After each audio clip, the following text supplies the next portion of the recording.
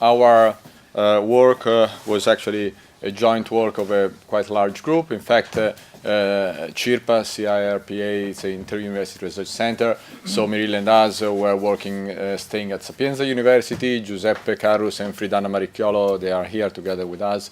They were working as part of Roma Tre University. There were also Ferdinando Fornaro working as part of Cagliari University, so different parts of CIRPA. And there were other people that you can find also in the leaflet that Riccardo and the group prepared, like Eugenio De Gregorio, Stefano De Dominici, Salvatore Mura, and Lavinia Cicero that worked as short-term contracts in different parts. So our job was basically, starting the action, putting the action and starting the engine. We did this, and I'm trying to summarize this kind of very long and huge part of work in very few slides.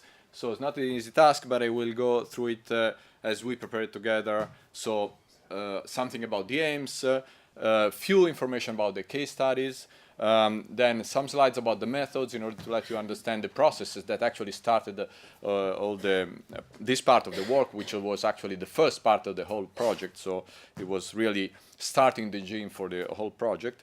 And then which were the main themes coming out from this first part of the work, a few slides about the main results, and just a final remark. So the aim was basically the main aim of the project that Riccardo already mentioned it before.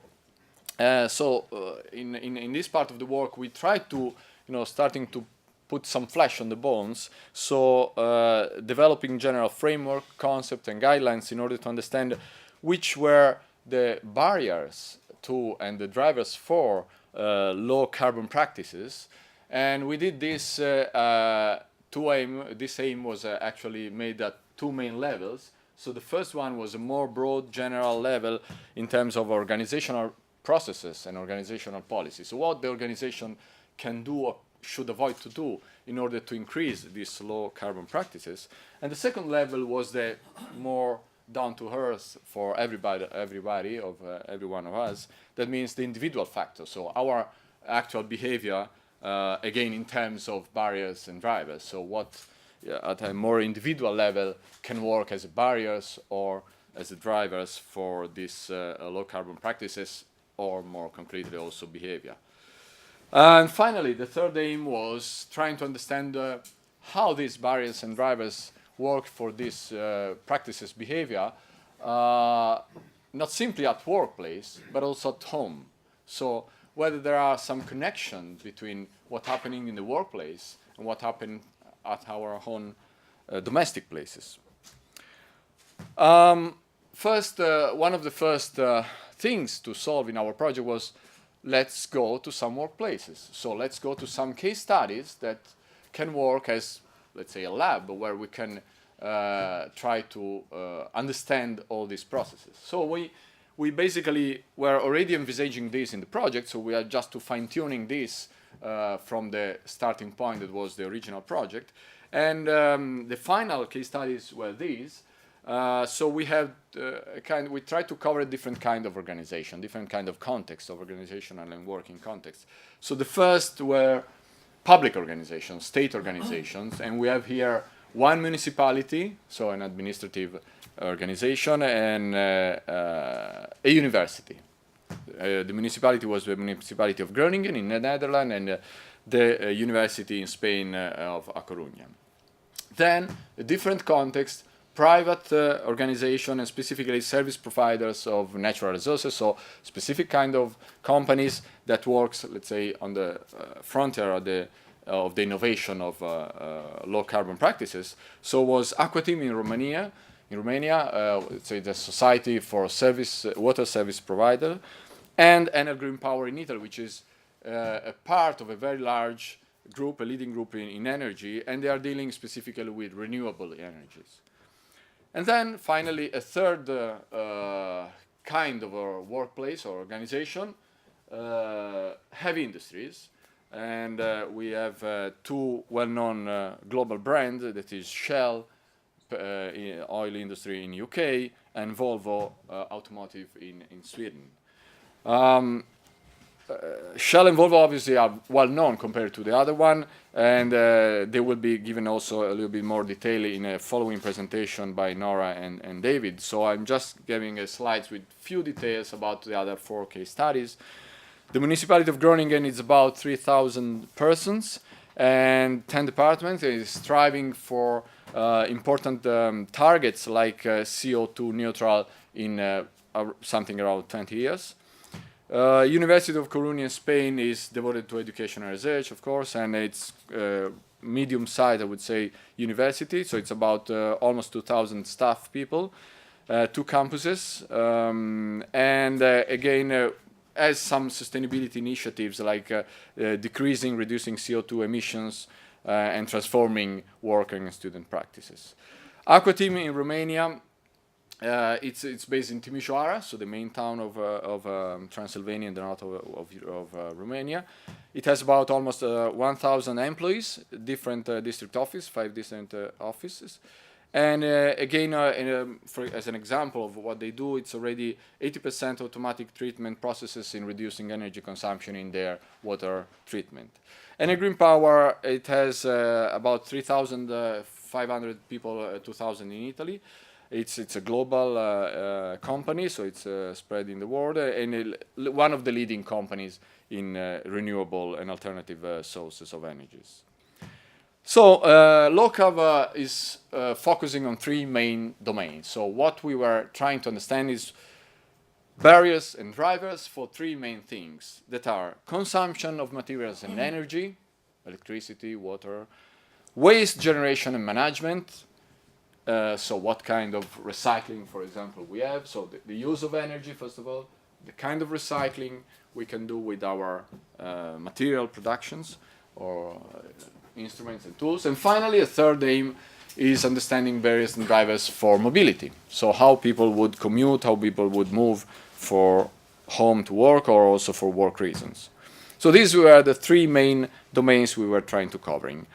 And we tried to gather the information. Now, in this part of the work, our main aim was mapping what's going on in this organization about this stuff. So what these 6 organizations or 6 case studies would do regarding to these 3 main topics, energy, recycling, and mobility. And we tried to do this covering a wide a wide range of possible information sources. So you can see we draw on the organization public documents, websites, sustainability balance, code of ethics. This is an example, for example, of one sustainability balance in Green Power. We deal with, we try to use interviews with specific single person, but also focus groups. So interviews with different procedure with the group of people rather than single individuals. We have a picture, for example, here of a situation in a Romanian case study. And we also use direct observation of offices. You can see another office of one of the organization on your right. And in some cases, small surveys to start some quantitative job. What we did with all this material, we basically treated this material with different techniques. In this phase of analysis, the main one has been content analyzing. So we gather all this production through the written or talk text, and we basically content analyze that through a qualitative content analysis, but also quantitative assisted computer content analysis. We held a special session, as you can see in this picture, in order to homogenize and to use a common procedure in doing this. So this was a picture in one of the seminars that was organized for this phase. And then we came out with some codes. I cannot go obviously in the detail in these 15 minutes, but just to give you an idea, these were a list of codes for this content. So we basically used content to code the content of all these different sources, written and talks, in the different case studies. So you see rules, values, attitudes, good practices, more specific codes, but also more general code like barriers or drivers at either the individual or the organizational level. These were kind of broad content categories where you can see in these few examples, they were including pieces of text, basically, written or oral text, like good practices, use of energy-saving light bulbs. This could be either in a written document or in a talk, interview or focus group.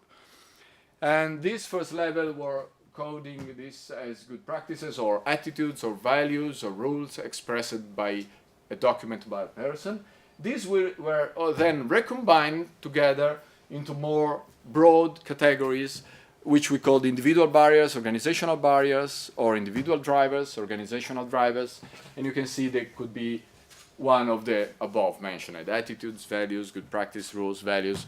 Either the one or the other could be either an individual, organizational barriers, or drivers. So out of this coding exercise and coding procedure, we came out basically with this map. This can be considered as a general map of what we found in all this production, textual production, in order to map which were the barriers and drivers in these case studies. And we found that these barriers and drivers can be declined, if you wish. They can be found at three different main levels: a macro level, a societal level, a meso level or organizational level, and a more specifically individual level. So what does it mean? This means that we can find, for example, a more broad level legislation and regulation, like, for example, EU regulation and legislation, or the general culture of the country or of the region, or the reputation of the work organization in a certain situation. And these can be either barriers or drivers according to the situation or the context. Then there is an intermediate level, which is the organization, the case study in itself. So the organization can have norms, priorities, relationships, either vertical or horizontal. And again, you can find organizational culture and strategies, like environmental values and priorities, regulation, rules, norms, formal, informal, prescriptive, descriptive, different kinds of norms within the organization that again can be barriers to your own practices or drivers for these. Role models, norms transmission, communication in different, again, horizontal or vertical, etc. So all these can work as barriers or drivers according to the situation. Finally, the more specific level, you can find barriers and drivers at a more personal level, so in the single individual, like in terms of values, beliefs, attitudes, norms that the person endorse, for example. So according to which norms, which values, which attitudes the person will endorse, there we will have barriers or drivers for the three domains practices. And we have something similar for identities, whether the person would feel a self-identity more environmental or more or less identified with the organization, or whether the person will have a stronger or weaker self-efficacy or collective efficacy. Again, these are individual factors that can push the person or retain the person from increasing their low carbon practices in the organization. And what we also found, you can see these arrows, where that these barriers and drivers can be linked among them. So what happens at a more general extent outside the organization can have an impact on the organization. What happens at the organizational level can have an impact on the individual, etc. We found a few examples, for example, in the 4 case studies I was mentioning before. For example, the municipality of Groningen aims at CO2 neutral by 2025 using only energy from renewable sources. So this is a statement of a driver for low carbon practice at first and second levels, so societal level and organizational level. This is being also targeted by assigning energy labels to the buildings according to energy reduction by renovation equipment and by energy use monitoring. So this brings us to the organizational level. So it's an issue at a very broad societal level, but it's an issue endorsed by the organization as well. But you see here, for example, no guidelines to process or act up on this level. So at the more individual level, these fail to act as the drivers. So in this case, for example, you have a drivers at the societal levels, which is able to impact the organizational level, but not enough to impact the individual level behavior. Another final remark, so there were many specific examples like that, but if we want to have an example of a general result which was quite shared among the different case studies was probably what we can summarize in a picture like this, that the person in general, if you wish, or an average person in our case study, would feel that there are some individual drivers, such as personal choices and decision making to pro-environmental actions or sense of responsibility and proactivity, but somehow or sometimes these are hindered or blocked by organizational barriers, such as lack of physical support, for example, beans, or lack of institutional shared attitudes toward pro-environmental practices. So this is just one of the main general results that can be seen across the case studies. But as I've shown you in the previous slide, there were much more specific details.